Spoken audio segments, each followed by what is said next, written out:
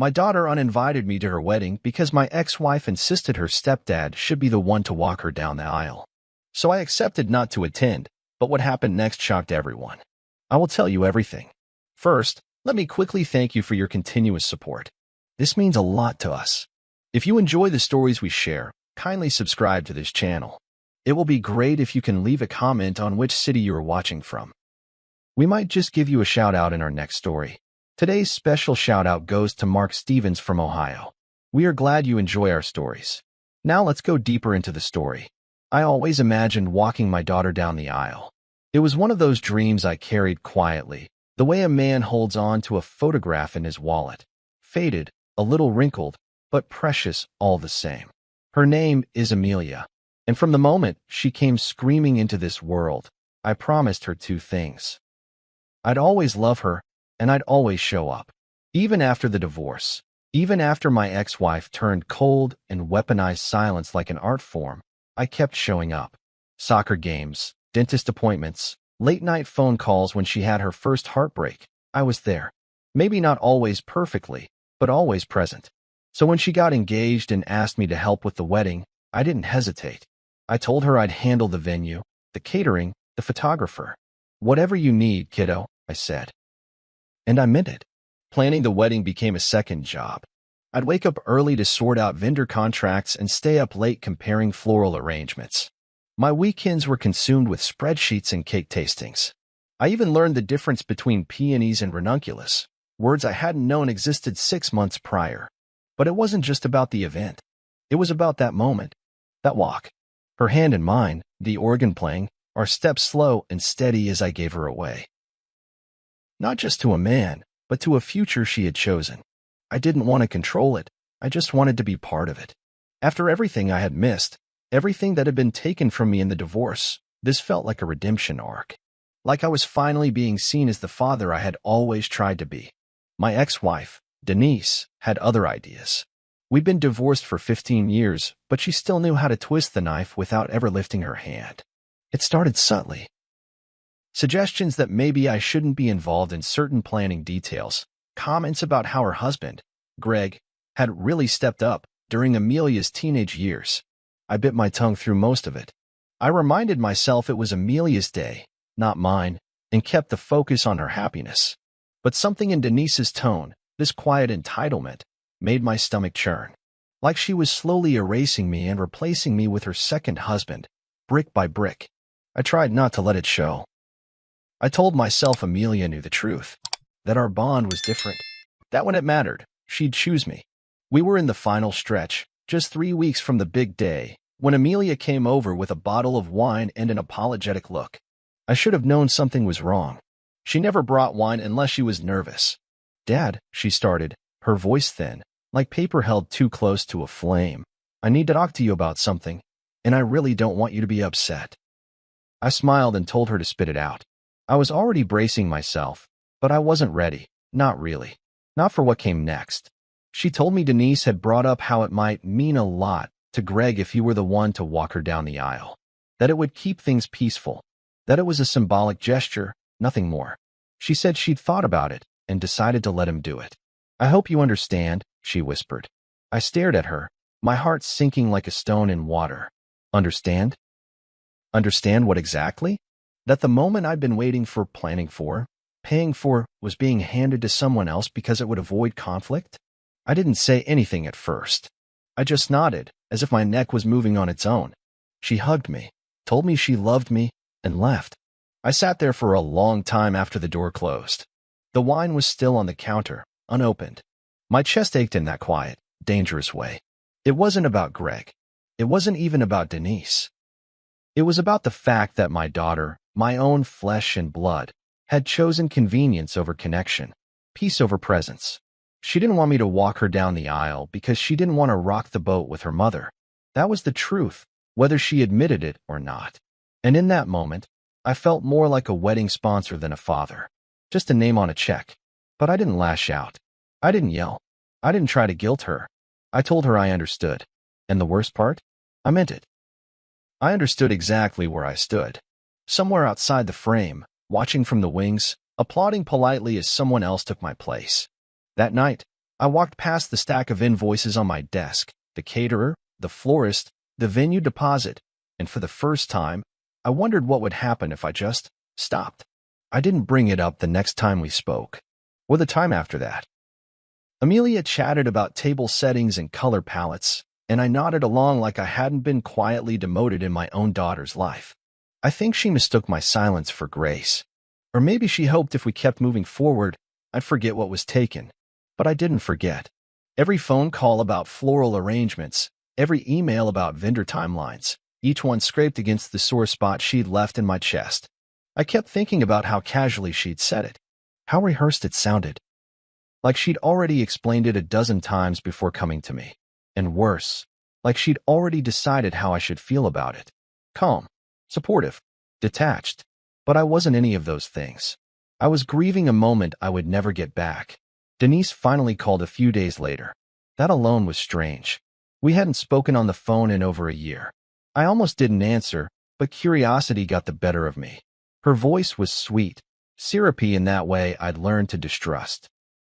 "Hi," she said.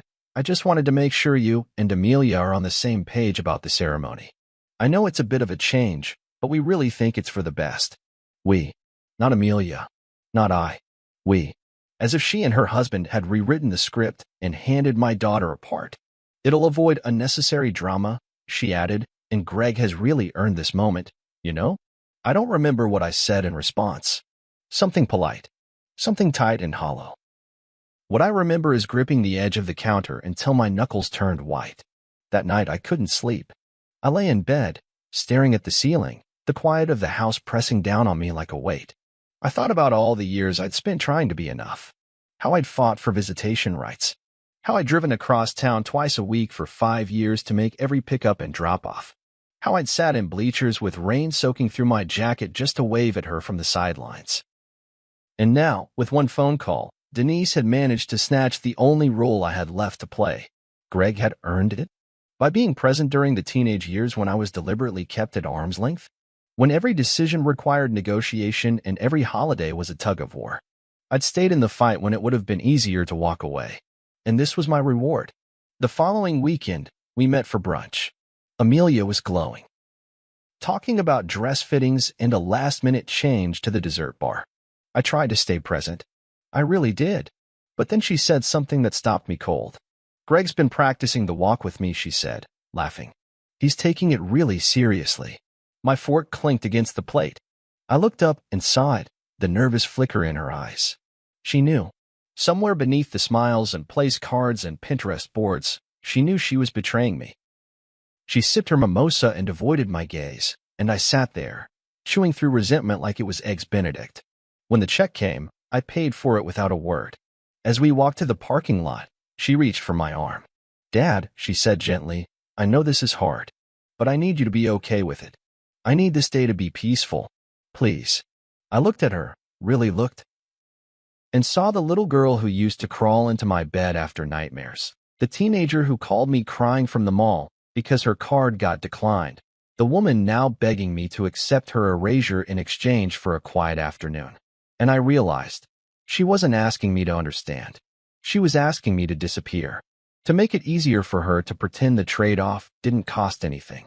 "I want you to be happy, Amelia," I said finally. "That's all I've ever wanted." She smiled, relieved. And I did smile back. But inside, I was unraveling. That night, I sat at my desk and pulled out every receipt, every invoice. The grand total made my eyes blur. Tens of thousands of dollars, venue, catering, lighting, photographer, DJ, even the damn monogrammed cocktail napkins. All paid for. All under my name. I opened my laptop and stared at the email drafts I had started and deleted over the last few weeks. Then I clicked on one and began typing.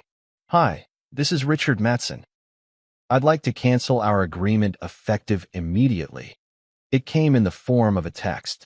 Not a call. Not a face-to-face conversation. Just a few gray bubbles on a screen that lit up sometime around 9:30 p.m. on a Tuesday. "Hey Dad, can we talk tomorrow? Mom thinks it might be better if you didn't come to the wedding. I'm sorry." I stared at it for a full minute before the screen dimmed. My hands didn't move. I didn't respond. I just sat there, the glow of my phone casting a soft light over the dining room, where the place settings for her rehearsal dinner still sat in my Amazon cart, unpurchased. I felt the way a man might feel in the middle of a dream that suddenly turns, when the people you know become strangers, and the ground beneath you shifts ever so slightly until you realize you're not standing on anything solid anymore. I didn't sleep that night. I don't know if it was anger or heartbreak or some sour blend of the two that kept me awake. The quiet of the house was thick, unforgiving. I walked from room to room like a ghost, touching picture frames and pausing at old birthday cards she'd given me over the years. World's best dad. Thanks for always being there. One even had a little cartoon of a father in a cape. The irony wasn't lost on me. I'd spent 2 decades putting on that cape every time she called. And now, I was being asked not to show up at all. Not because I did something wrong. Not because I failed her. But because my presence was inconvenient. Disruptive. A variable that didn't fit neatly into Denise's curated vision of harmony. The next day, I waited for her call. It didn't come. At 4:15 p.m., I called her instead. She answered quickly, her voice light, like she'd been rehearsing her lines all day. "Hi, Dad," she said, like nothing was wrong. I asked her to explain. She sighed. "It's just, Mom thinks it'll be tense if you're there. She's worried Greg will feel awkward. And I don't want any drama. You know how she gets." Yes, I thought. I do. I knew exactly how Denise got. I'd spent 13 years married to her, and another 15 trying to co-parent through her emotional landmines. I asked Amelia if this was what she wanted. If she really wanted me not to come. There was a pause. Then, "I just want the day to go smoothly." I didn't yell. I didn't beg. I just sat there, the silence stretching like a rope between us. I could hear her breathing on the other end, fast and shallow, like she was waiting for me to explode so she could hang up and say she tried. But I didn't give her that. Instead, I said, "Okay."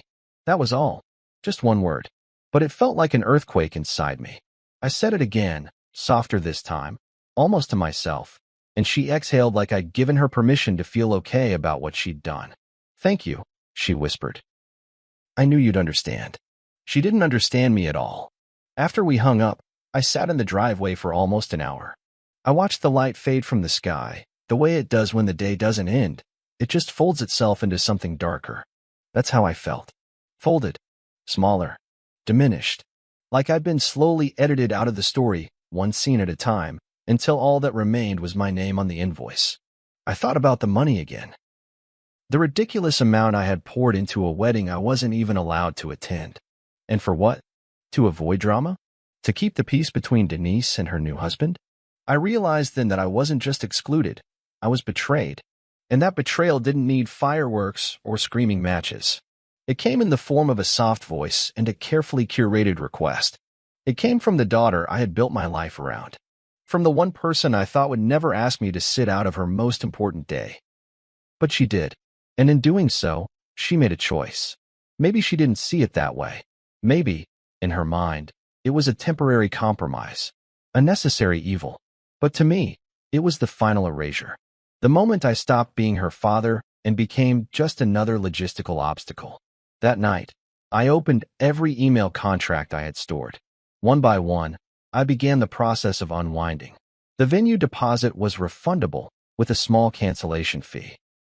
The caterer hadn't purchased the bulk of ingredients yet, so I was able to back out without penalty. The florist wasn't as accommodating, but I didn't care. I wrote every email calmly, firmly. "Plans have changed. We are no longer moving forward. Please confirm cancellation." I didn't offer explanations. I didn't express regret. I just took back what was mine. By midnight, half the wedding had been unbooked, and I slept for the first time in weeks. There was something strangely therapeutic about it, pressing send on those emails, one after another, like closing doors I should have never walked through in the first place. The first vendor to respond was the photographer, a woman named Clarice, with a polite but confused reply. "I'm sorry to hear about the cancellation, Richard. Please confirm if this is for the full wedding coverage or just the rehearsal dinner." I wrote back succinctly, "The entire event. Thank you for your time." She replied a few minutes later, wishing me well, and that was that. One less person documenting a day I was no longer part of. It felt cold, maybe even vengeful. But in truth, I wasn't trying to hurt anyone. I was simply reclaiming my place, not in the wedding, but in my own life.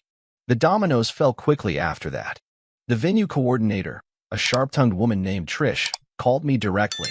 Mr. Matson, I'm confused. Amelia hasn't mentioned any changes. I kept my voice even. That's between her and her mother. I'm the one who signed the contract, and I'm the one pulling out. There was a pause on the other end, then the faint clicking of a keyboard. Well, I suppose we'll need to void the date, then. I thanked her and hung up. I didn't offer further details. I wasn't in the business of explaining myself anymore. Not to Trish, not to Denise, not even to Amelia. Within 48 hours, the caterer was out. The DJ, who I'd actually grown fond of. He was this quirky guy named Leo who'd helped me craft a father-daughter playlist, sent me a long email expressing disappointment. Let me know if there's a future event I can help with, he wrote. I closed the email without replying. There would be no future event. Not with Amelia. Not after this. Every button I clicked, every refund I processed, felt like a suture coming loose. Not bleeding, exactly, just opening. Exposing something I hadn't wanted to see before. I'd been propping up an image of fatherhood that no longer existed. A version of our relationship frozen in time, while the real thing had quietly been dismantled, piece by painful piece. The phone call started soon after. Denise, of course, was the first. She didn't even say hello. What the hell are you doing? She snapped, her voice sharp with panic.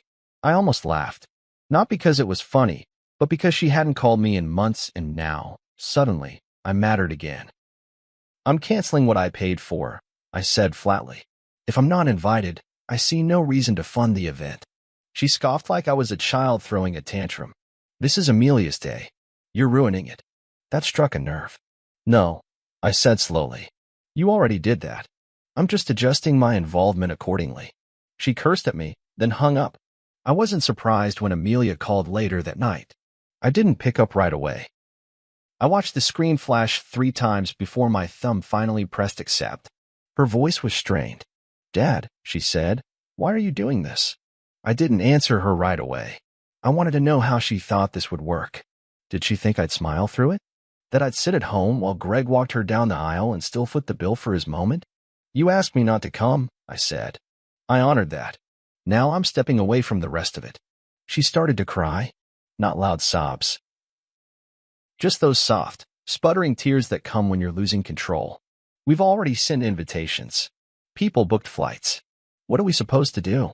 I felt bad for her. I did. But not enough to undo what I'd done. That's not my problem anymore, I said gently. You made a choice, Amelia. Now you're living with it. The fallout was immediate. Guests started calling Denise for details. Hotels had no records. Caterers didn't show. The rehearsal dinner turned into a last-minute backyard potluck at Greg's brother's house. On the wedding day, I stayed home. I didn't check social media. I didn't answer calls. I took my phone and left it in the kitchen drawer and sat on the back porch with a beer and the dog and let the sun fall over me in slow, warm layers. I imagined the guests arriving in suits and dresses, finding no chairs, no decorations, no music. I didn't feel joy at their confusion, only clarity. This was never about revenge. It was about drawing a line, and for once, I stood on the right side of it. The silence that followed was the loudest sound I'd ever known. For days, no one called. No texts. No emails. Just this echoing void where my daughter's voice used to be. I didn't know if the wedding happened. I didn't ask. I could have gone online, checked her Instagram, or waited for some friend to post a blurry photo of Amelia in white, standing beside the man who wasn't me, but I didn't. I couldn't. Whatever happened that day, it didn't belong to me. And in a strange, almost bitter way, I had made peace with that. Or maybe I'd just gone numb. Sometimes the line between the two is thinner than we think. On the 3rd day, a text finally came in from my sister, Ellen. Heard about the wedding mess. What happened? I stared at it for a while before typing back. Ask Denise. That was all I said. I wasn't interested in defending myself, not anymore. For too long, I'd played the role of the quiet provider, the man who showed up without ever being seen, the man who paid, smiled, and stepped aside. I did it in the marriage. I did it after the divorce. And most of all, I did it with Amelia because I loved her and thought that was enough. But love, it turns out, doesn't always grant you permanence. Sometimes it just makes you more willing to be erased. Eventually, the messages began to trickle in. Some from extended family, others from friends who had attended the wedding that wasn't. One cousin wrote, "We showed up, and there was nothing there." Amelia looked mortified. Another guest said they were stranded without food or music and that Denise blamed a vendor mishap. A few people suspected the truth and reached out more bluntly. "Did you pull the plug?" I didn't deny it. I didn't explain. I just responded, "Yes." No one pressed further. I think they all knew, in their own way, that this wasn't about money. It was about something deeper, something a venue or cake could never make right. Then came the letter from Amelia. Not a phone call, not a visit.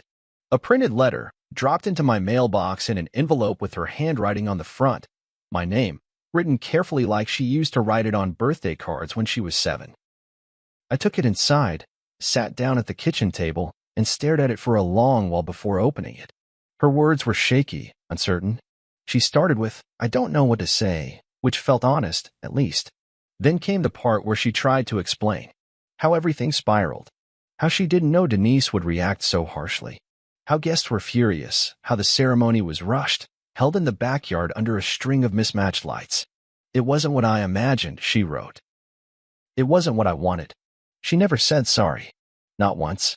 But she did say she missed me, that she was confused, that maybe things had gone too far, that she didn't think I would actually walk away.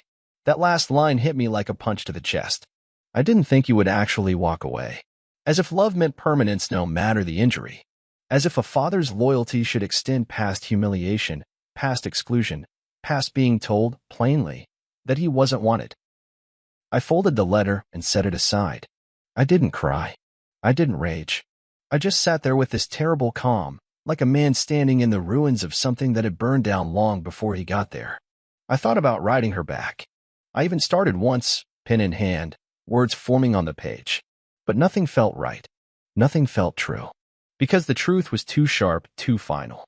The truth was this: she didn't just choose Greg over me. She chose the path of least resistance. And in doing so, she confirmed a fear I had carried for years, that all the effort I had put into fatherhood had been seen, not as love, but as obligation. That in the end, I was just a wallet with a heart. A man who could be invited only when convenient and erased when not. In the days that followed, I started returning things.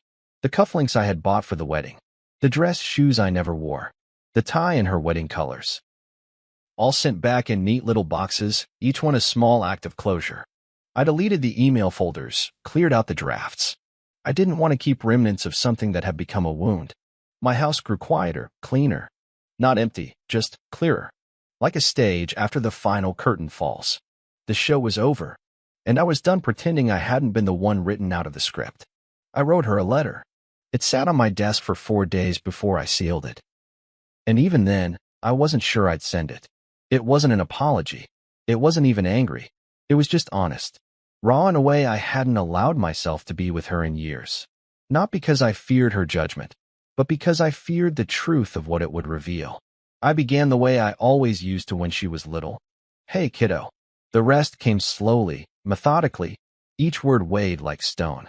I told her I loved her, that I always would, but that love doesn't mean silence. That it doesn't mean disappearing to make other people comfortable.